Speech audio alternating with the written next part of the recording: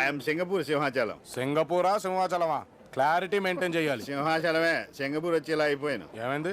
ఏముంది, ఇండియాలో గీకటం గెలవడం, వాళ్ళు ఇక్కడ రావడం, వాళ్ళని తెప్పడం, ఒక్కడ పైసా రాల్చడం. ఎనీవే, ఇదిగో సింగపూర్ లో నన్ను కలవండి, నా విజిటింగ్ కార్డు. అతను వెళ్ళేది హాంకాంగ్. ఇది జస్ట్ వెయిటింగ్ 12 hours. హైదరాబాద్ లో కలుద్దాం బాబు. అలాగే. రండమ్మా, రండి రండి. రెండమ్మా, ఎయిర్పోర్ట్ లో అలా చేయకూడదు.